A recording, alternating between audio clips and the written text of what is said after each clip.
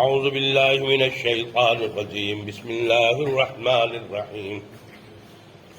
ومن الناس من يقول آمنا بالله وباليوم الآخر وما هم بمؤمنين يخادعون الله والذين آمنوا وما يخدعون إلا أنفسهم وما يشعرون في قلوبهم مرض فزادهم الله مرضا ولهم عذاب أليم بما كانوا يكسبون وإذا قيل لهم لا تفسدوا في الأرض قالوا إنما نحن مصلحون ألا إنهم هم المفسدون ولكن لا يشعرون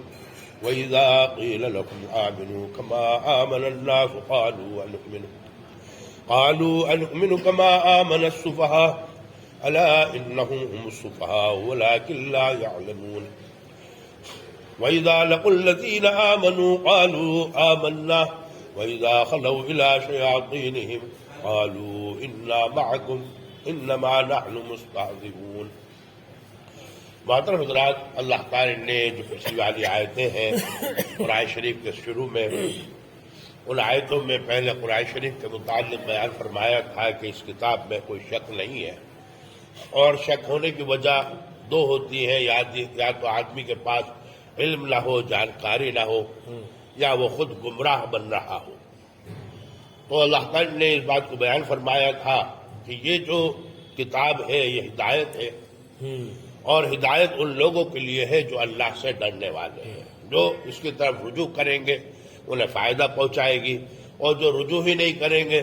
تو قرآن شریف اللہ کی کتاب ہے جو اللہ غنی ہے، اللہ بے پرواہ ہے. تو آگے اللہ تعالیٰ نے فرمایا متقی وہ لوگ ہیں جو ایمان لاتے ہیں غیب پر، اللہ پر بن دیکھے، اور نماز قائم کرتے ہیں، اور اللہ نے جو ان کو عطا فرمایا ہے مال اس کو اللہ کے راستے میں خرچ کرتے ہیں. یہ تو اللہ کے نیک بندوں کا ذکر تھا، ایمان والوں کا. پھر اس کے بعد میں اللہ تعالیٰ نے ان لوگوں کا ذکر فرمایا ایمان والوں میں سے جو پہلے اپنی کتابوں پر بھی ایمان لائے ہوئے تھے، اور بعد میں جو اللہ نے کتاب نازل فرمائی اس کے اندر ایمان لائے. اس کے بعد میں اللہ تعالیٰ نے فرمایا کہ یہ دونوں جو لوگ ہیں، یعنی جو اول ایمان لانے والے وہ، اور جو پہلے اپنی شریعت پر ایمان رکھتے تھے پھر حضور صلی اللہ علیہ وسلم پر لائے، اللہ نے فرمایا کہ یہی لوگ اپنے رب کی طرف سے ہدایت پر ہیں اور کامیابی میں ہیں. اس کے بعد میں اللہ تعالیٰ نے ان کافروں کا ذکر، یعنی اس آیت میں سب کافروں کا ذکر نہیں بلکہ ان کافروں کا ذکر ہے کہ جنہوں نے اپنی استعداد، اپنی قابلیت، اپنی صلاحیت کو اپنے غلط عملوں سے بیکار کر دیا، اور ان کی حرکتوں کی وجہ سے اللہ نے ان کے دلوں پر، ان کے کانوں پر، ان کے آنکھوں پر مہر لگا دی. اب ان کو نہ تو کچھ دکھائی دیتا ہے، نہ سنائی دیتا ہے، نہ دلوں کے اندر اچھی بات آتی ہے، یعنی دل ان کے بالکل سیاہ ہو چکے ہیں. پھر اب اس کے بعد میں اللہ تعالیٰ یہ چوتھی قسم کے لوگ ہیں جن کو منافق کہا جاتا ہے. یہ مسلمانوں کے ساتھ میں رہتے تھے اور دلوں میں اتنا زیادہ ڈر تھا کہ مسلمانوں کے سامنے کھل کر اپنے کفر کا اظہار بھی نہیں کرتے تھے، بلکہ اپنے آپ کو مسلمانوں کے ساتھ رہ کر، نماز پڑھ کر، مسلمانوں کے ساتھ رہ کر دکھلا کر یہ کہا کرتے تھے کہ ایمان لائے، اور ادھر کافروں کے پاس چلے جاتے تھے، یہودیوں کے پاس، اور ان سے جا کر یہ کہا کرتے تھے کہ ہم تمہارے ساتھ ہیں. یعنی دونوں طرف ایمان والوں سے بھی صلح بنائے رکھنا،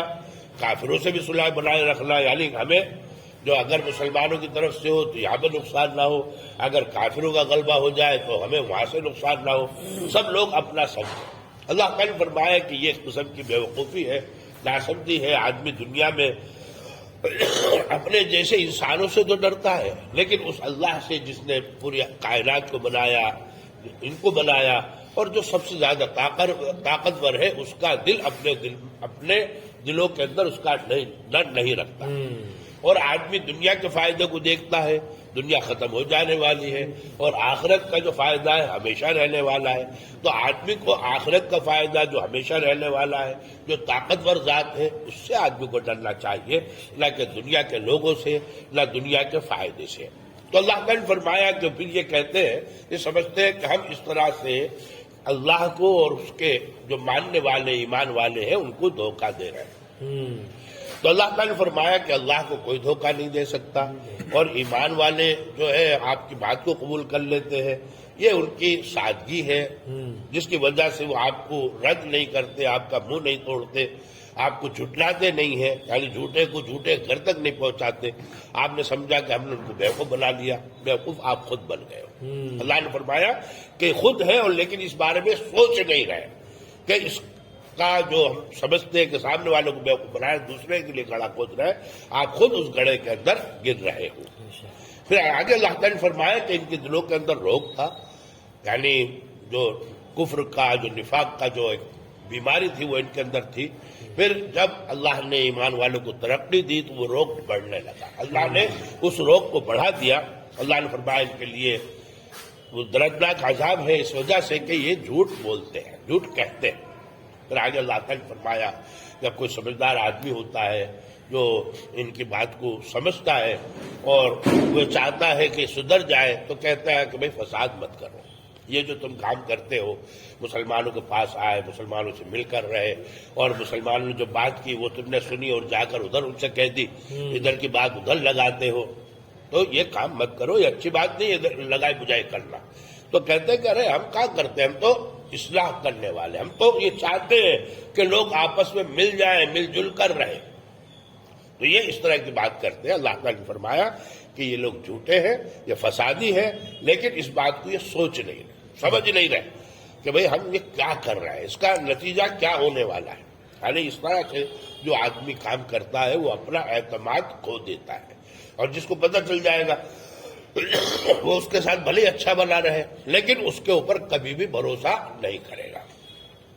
پھر آگے اللہ تعالیٰ نے فرمایا کہ ایسے ان سے ہی کہا گیا، کیونکہ ایک ماڈل ہوتا ہے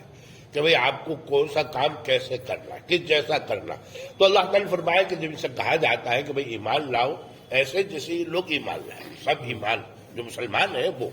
کیونکہ مسلمان ایسے ہیں کہ سادہ ہیں، اور ایسے سادہ ہے بیچارے کہ کبھی بھی اس بات کی فکر نہیں کرتے، جو ہوتا ہے وہ بول دیتے ہیں، جو ہے سچائی وہ بولتے ہیں۔ ان لوگوں کا معاملہ یہ ہے کہ دونوں طرف کا دھیان رکھتے ہیں، ایسی کوئی صورت جو ہمیں کو نقصان پہنچا جائے تو اس چیز کو یہ سمجھتے تھے کہ یہ ہوشیاری سمجھداری ہے،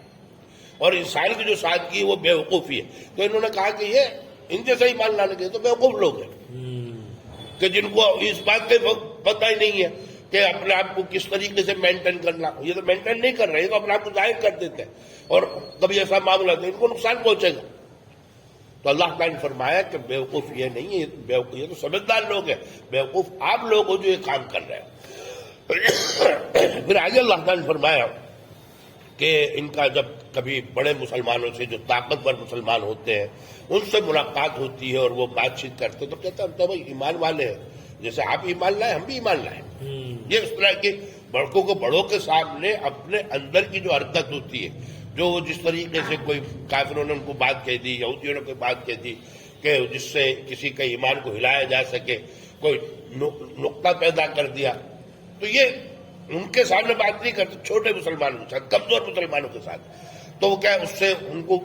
وہ دین سے پھر جائیں اور اس کی اصلاح کہتے ہیں۔ اب اللہ تعالیٰ نے فرمایا کہ جب بڑوں سے ملاقات ہوتے ہیں تو وہاں پر ان کی ہر چیز بدل جاتی ہے، ان سے کہتا ہے ہم تو مسلمان ہیں بھائی بھائی آپس میں۔ اللہ تعالیٰ نے فرمایا اور جب یہ اپنے شیطانوں کے پاس لوٹ کر آتے ہیں، جو ان کے شیطان ہیں، سردار ہیں، تو ان کے پاس آتے کہتے ہیں کہ ہم تمہارے ساتھ ہیں، اور انما نحن مستہزئون، ان کے ساتھ تو ہم مذاق کر رہے تھے۔ تو اللہ تعالیٰ فرما رہے ہیں وَمِنَ النَّاسِ مَن يَقُولُ آمَنَّا بِاللَّهِ، اور بعض لوگ ایسے ہیں ان لوگوں میں سے جو کہتے ہیں کہ ہم اللہ پر ایمان لائے، وَبِالْيَوْمِ الْآخِرِ، آخرت پر ایمان لائے، وَمَا هُمْ بِمُؤْمِنِينَ، اللہ نے گواہی دی کہ یہ لوگ ایمان والے نہیں ہیں۔ يُخَادِعُونَ اللَّهَ وَالَّذِينَ آمَنُوا، یہ لوگ اللہ کو دھوکہ دے رہے ہیں، وَالَّذِينَ آمَنُوا، ایمان والوں کو دھوکہ دے رہے ہیں، وَمَا يَخْدَعُونَ إِلَّا أَنفُسَهُمْ وَمَا يَشْعُرُونَ، اللہ فرما رہے ہیں یہ ایمان والوں کو دھوکہ نہیں دے رہے، یہ اپنے آپ کو دھوکہ دے رہے ہیں، وَمَا يَشْعُرُونَ، اور یہ اس بات کو نہیں سوچ رہے۔ اگر یہ سوچ لیتے ہیں تو ان کو اندازہ ہو جاتا ہے کہ ہم کیا کر رہے ہیں، یہ سوچ نہیں رہے ہیں اور یہ سمجھ رہے ہیں کہ ہم دھوکہ دے رہے ہیں، بلکہ خود یہ اپنے آپ کو دھوکہ دے رہے ہیں۔